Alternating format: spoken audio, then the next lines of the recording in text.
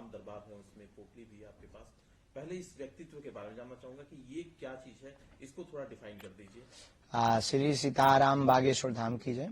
हम कोई महात्मा नहीं है, साधु नहीं है, लेकिन प्रत्येक भारतीय सनातनियों की ये पहचान है। कंठी माला, मस्तक पर तिलक, ये पोटली हमारे गुरुदेव भगवान की दी हुई मालाओं की है। इसमें मालाएं हैं, आदि आदि चीजें हैं जो गुरुदेव भगवान ने हमको प्रसाद रूप में दी थी, जिनके प्रभाव और प्रभुत्व से हम जन कल्याण के लिए मानव जीवन की दैहिक दैविक भौतिक समस्याओं के समाधान का रास्ता बतला पाते हैं अथवा लोगों को मार्गदर्शन दे पाते हैं। ये उस तपोबल की पोटली है पूज्य गुरुदेव भगवान की, हमारी निजी कोई तपस्या नहीं जी। चूंकि राम दरबार है आपके गले में और राम मंदिर का उद्घाटन होना है, प्राण प्रतिष्ठा होनी है भगवान श्री राम की मूर्ति की अयोध्या में, ये जो एक उत्सव है इसको लेकर के आप, चूंकि आपको निमंत्रण मिला है, आप वहां पर शायद जाएंगे भी, जा रहे हैं। उत्सव है, इसको किस तरह से आप देखते हैं? ये आज तक की समस्त सनातनियों की, हिंदुओं की सबसे बड़ी विजय है, सबसे बड़ी जीत है।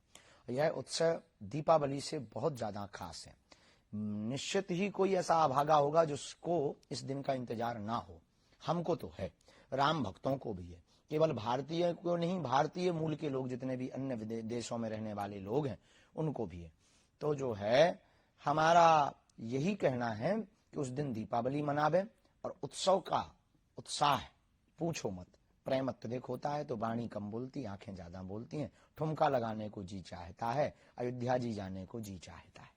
जी, लेकिन आप जो कह रहे हैं कि उत्सव का ये दिन है, विजय है सनातनियों की, लेकिन कुछ लोग इसी धर्म से जुड़े हुए लोग वो जो बयान दे रहे हैं, कोई कहता है अभी भी ये कोर्ट का फैसला है, मंदिर तैयार हो चुका है, लेकिन अभी भी कुछ लोग सलाह देते हैं कि वहां पर अस्पताल बनना चाहिए, तो कोई कहता है स्कूल बनना चाहिए, और कुछ लोग तो सनातन धर्म पर ही प्रश्न उठाते हैं कि इसमें तो जाति विभेद है।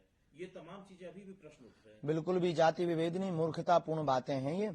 और पहले तो उत्तर हम आपको ये दे देवे कि वहां पर अस्पताल वहीं पर क्यों बनना चाहिए? मस्जिदों पे बनवाओ, चर्चों पे बनवाओ। अस्पताल विद्यालय आपको बनाने, हम इनके विरोध में नहीं, पर ये हम सबकी आस्था का केंद्र है। सबकी आस्था है, सबकी आस्था है तो हम राम भक्तों की भी आस्था है। हम राम भक्तों की आस्था है तो केवल यही राम भक्तों के मंदिर पर ही अस्पताल क्यों बनना चाहिए? अब रही बात कि अपने ही लोग टिप्पणी उठाते, आपने ऐसा कहा, तो वो अपने नहीं है, वो रावण के खानदान के हैं, और रावण के खानदान के लोग इस प्रकार की वार्तालाप करते हैं, उनको शेम टू यू।